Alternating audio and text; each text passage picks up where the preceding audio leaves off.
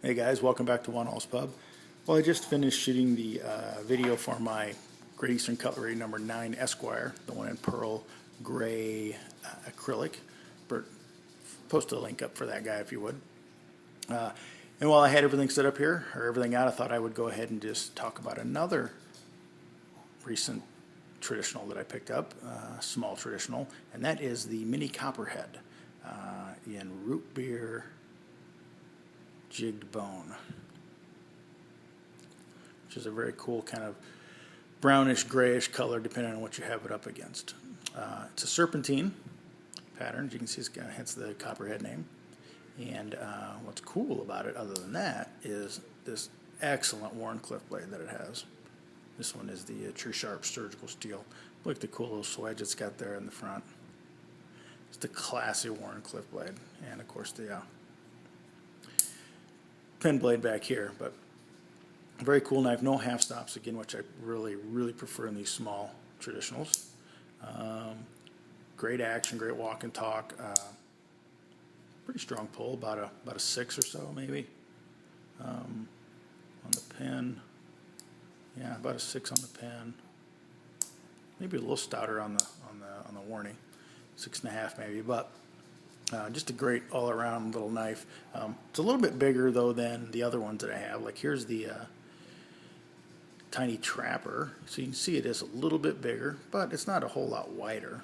So it still fits in that coin watch pocket very well. Here's the tiny Texas toothpick, and again, significantly thinner here on the toothpick, but still, it is a little bit bigger at 3 1/8, which is the Texas toothpick is 3. So you can see it's about 1/8 of an inch longer. I tried to keep it at 3 or under with most of these little small traditionals, but I just couldn't resist this one because of the just the Wharncliffe blade and just the presentation of it all. It was just too much. And here's the just for by way of comparison, here's the small Stockman.